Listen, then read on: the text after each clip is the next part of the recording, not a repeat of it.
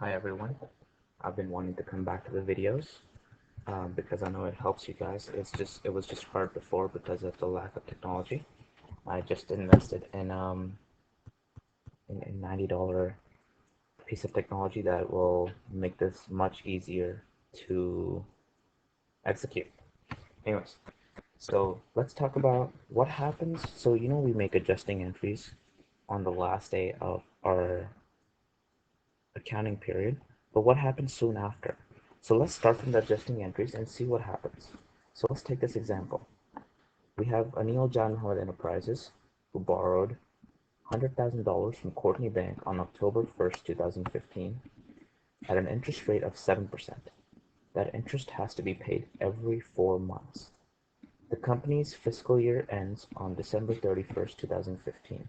Okay, so that means now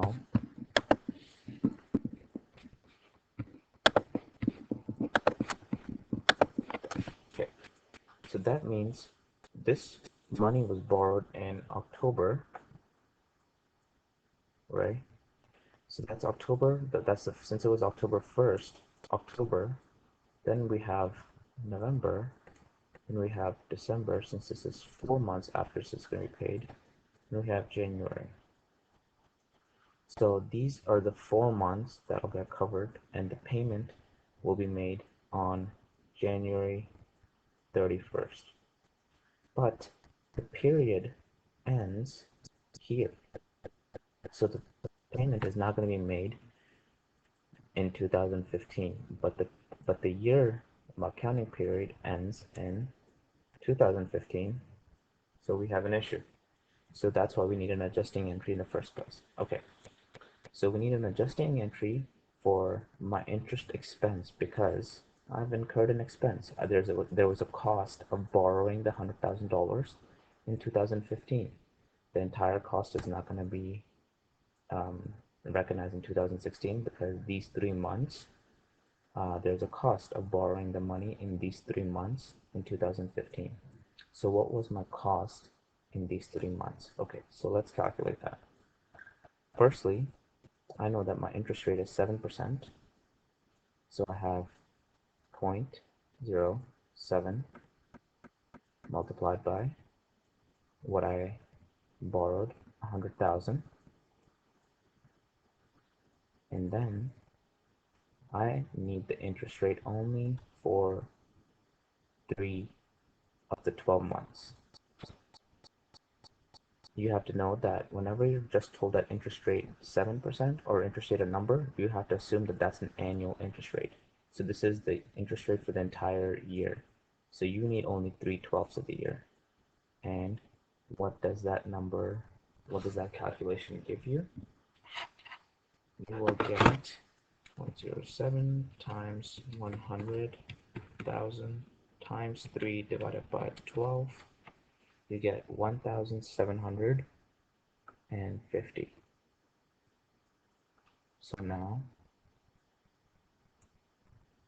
I have to make my journal entry, which on December 31st will be all journal entries. We debit an expense account and credit something else, mostly. So we'll debit interest expense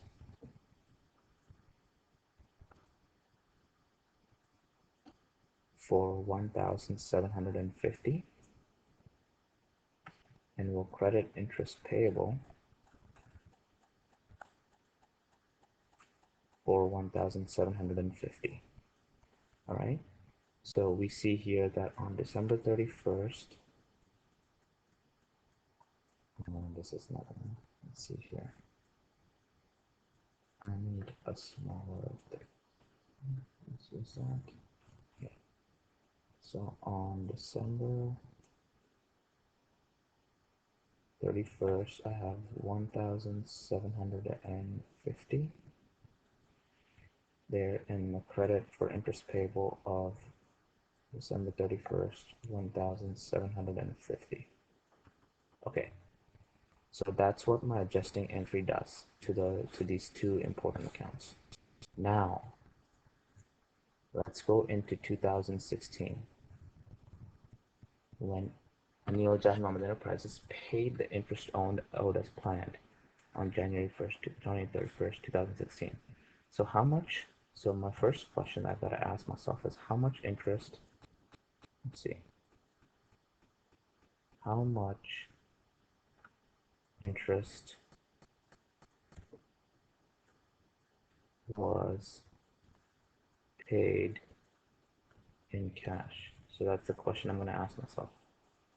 So now I've got to take my 0.07 again, times 100,000. So remember that the interest is paid for 4 months. Therefore, let's calculate how much cash was paid. So 0.07 times 100,000 times 4 divided by 12. I get, I'm not going to worry about the cents. It is $2,333. Okay? So that's how much was paid. Now,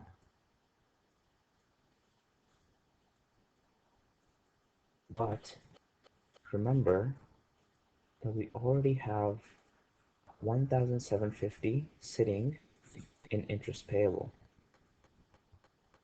So we know that since we're paying cash, our cash is going down, right? Our entry on January 31st,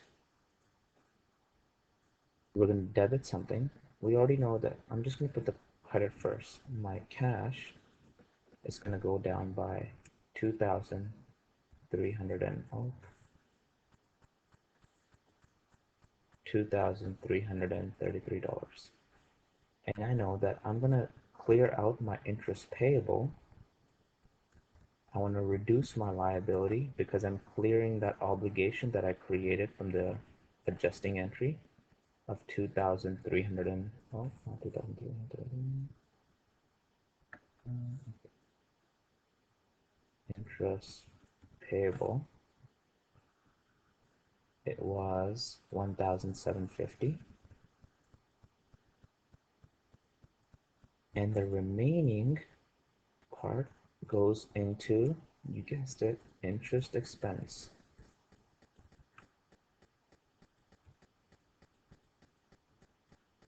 Because part of this has already been expensed.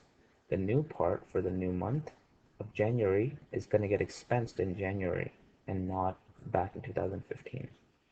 So what's the balance? So 2,333 minus 1,750 gives me $583. So what's going on is now $583. Now remember, this is going to get closed out. This balance is going to go to 0 at the end of December 31st because of my closing entries, right? And on January 31st, again, I'm going to get the first entry here. So how much was it again? 583. You can tell my memory is not good sometimes. 583. Interest payable. This is a liability account. This is not going to get closed out to 0. But since we're actually paying this out on January 31st, we're clearing this obligation. We're going to debit 1,750. So this account is actually going to go down to 0, assuming there is nothing else going on in the business, right? And there we go. So that's what happens. So if we do this entry properly, we don't need reversing entries. So we're not going to worry about reversing entries in this unit. We're just going to learn how to make this entry properly, right? When we pay the 2,333, not all 2,333 is the expense for 2016. 3 months out of these 4 is an expense in 2015. Only 1 month, which is January, is the expense in 2016. That's why only 1 month's expense is right here, and the other 3 months, previous 3 months, is sitting in interest payable because we've already recognized that expense in the previous entry. All right. Thank you for listening.